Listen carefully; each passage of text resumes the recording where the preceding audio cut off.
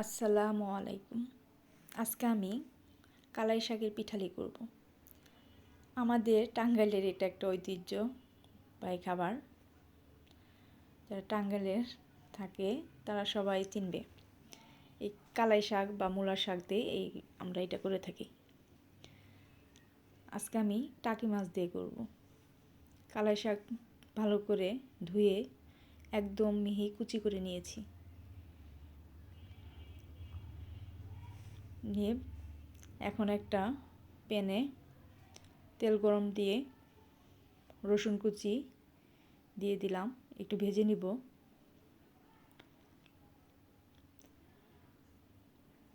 কিছু কাঁচামরিচও দিয়ে দিব। পেঁয়াজ কুচি দিয়ে দিয়েছি।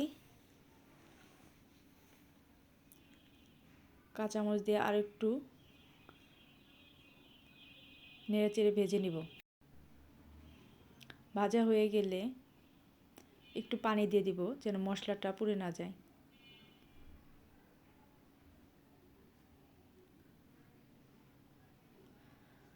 এখানে হলুদের গুঁড়া, মরিচের গুঁড়া, ধনিয়া গুঁড়া আর স্বাদমতো লবণ দিয়ে মশলাটা ভালোভাবে কষিয়ে নিয়েছি তেলটা উপরে ওঠা পর্যন্ত।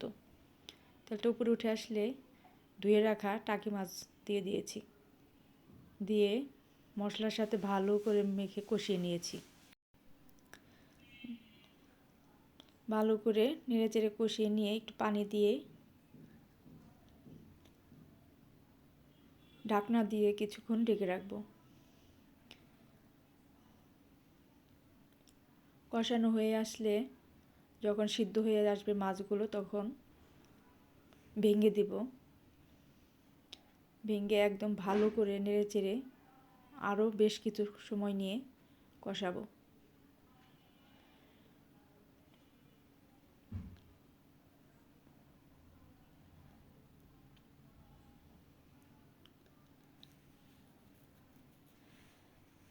কষানো হয়ে গেলে কেটে রাখা ধুয়ে পরিষ্কার করে রেখেছিলাম যে শাক, কালাই শাক, সেই শাকটা দিয়ে দিলাম। দিয়ে মশলার সাথে মাছের সাথে ভালো করে অনেকক্ষণ সময় নিয়ে নেড়েচেড়ে কষিয়ে নিতে হবে।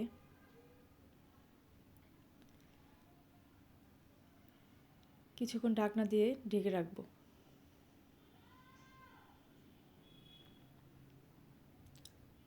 ঢাকনা খুলে আবারও নাড়াচাড়া করে দিব।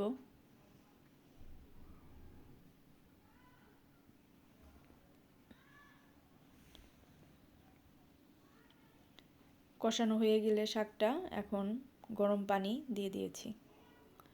পরিমাণে থেকে একটু বেশি দিতে হবে।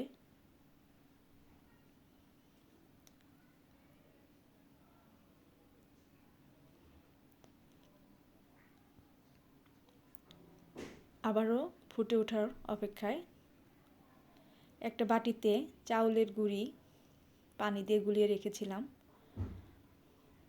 এখন দিয়ে দেবো। এক হাতে নাড়তে হবে আর এক হাতে ঢেলে দিয়ে যেন জমাট বেঁধে না যায়, দলা পাকিয়ে না যায়, অনবরত নাড়তে হবে।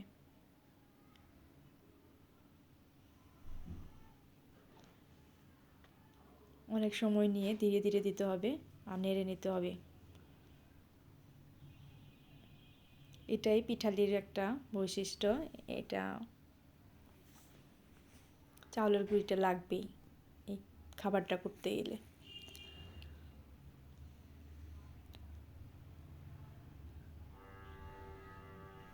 অনেকক্ষণ সময় নিয়ে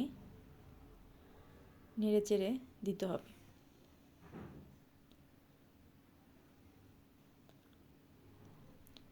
ভাজা জিরের গুঁড়ো দিয়ে আবারও নাড়াচাড়া করে নিব।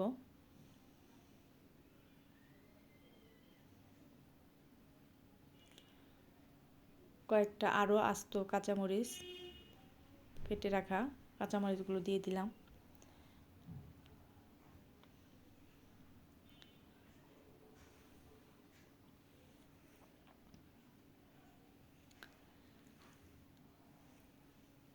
এখন ঢাকনা দিয়ে আবারও কিছুক্ষণ ঢেকে দেব।